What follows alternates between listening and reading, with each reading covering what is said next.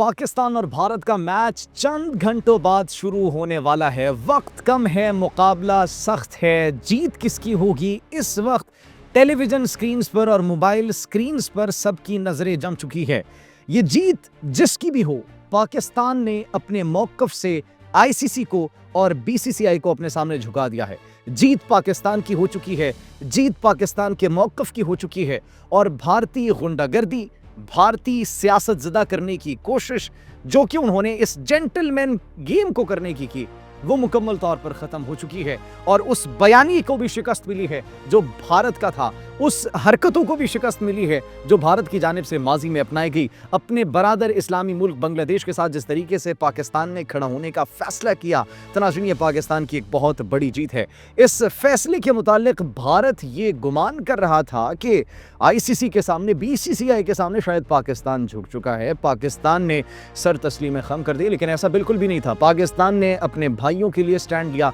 बांग्लादेश के साथ जो नाइंसाफी हुई, there was no other cricket board that was standing with Bangladesh, लेकिन पाकिस्तान ने उनके साथ खड़े होने का फैसला किया।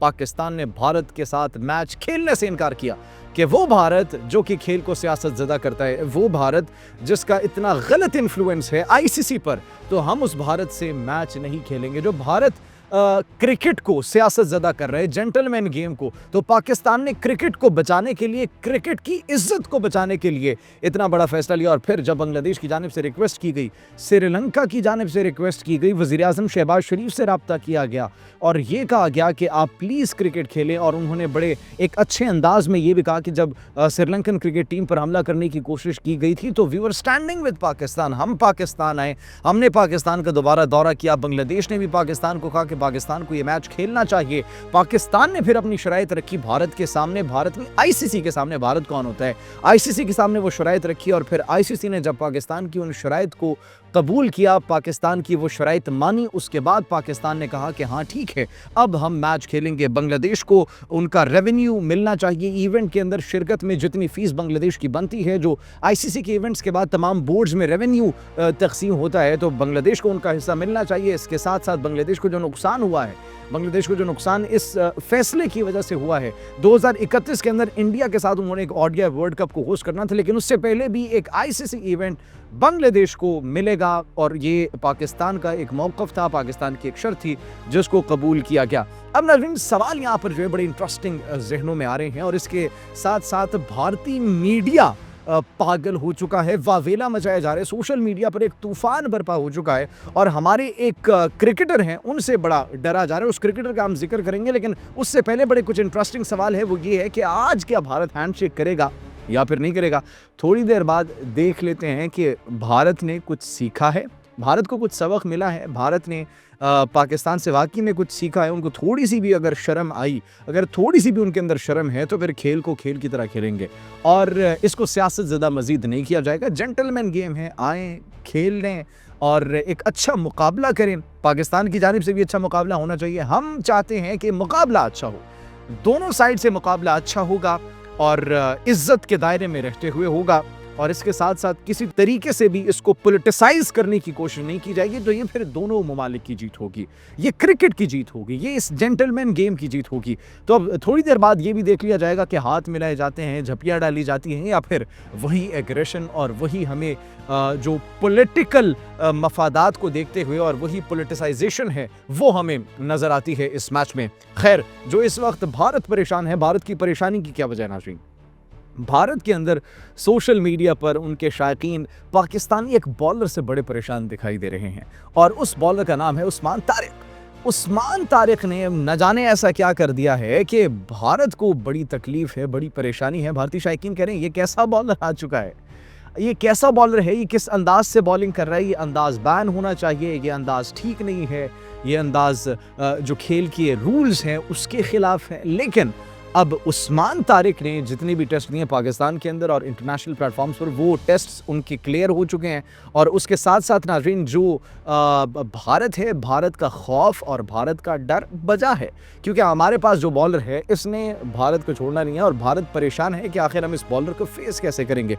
तो शायद वो वक्त से पहले बहुत ज़्यादा घबरा चुके हैं और उनके पास उस बॉलर का कोई तोड़ नहीं है। दैट्स द रीज़न इतना डरा जा रहा है उस्मान तारिक से, इतनी जो है हम क्यूरियोसिटी भी उनके अंदर देख रहे हैं, इतना खौफ भी देख रहे हैं, क्योंकि शायद वो हमारे स्पिन बॉलर के मैदान में उतरने से पहले ही काफ़ी ज़्यादा डर चुके हैं। इसके साथ साथ अगर हम उस्मान तारिक की बात की जाए तो इन द पास्ट गेम्स अभी तक कोई भी ऐसा मैच नहीं हुआ, पास्ट ऑलमोस्ट 20 मैचेस, कि जिसके अंदर उस्मान तारिक ने विकेट हासिल ना की हो। बड़ा अच्छा रिकॉर्ड है, हर T20 मैच के अंदर he has taken a wicket from the past 20 matches. 20 से ज़्यादा मैचेस, एग्जैक्ट फिगर हमें याद नहीं है, लेकिन अभी तक उसने तमाम तरह अपने पिछले मैचेस के अंदर विकेट हासिल की है। That's actually a good sign.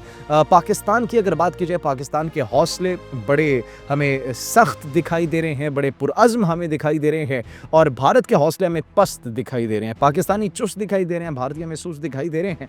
लेकिन अब देखना यह है कि ग्राउंड के अंदर प्रेशर गेम है, बड़ी गेम है, प्रेशर को कौन ठीक तरीके से हैंडल करता है। जिसने प्रेशर को हैंडल किया तो जीत उसी की होगी, जिसने प्रेशर के ऊपर काबू किया तो असल जीत उसी की होगी। प्रेशर को अगर काबू न किया गया तो फिर उनके लिए थोड़ी सी सिचुएशन बैड हो सकती है।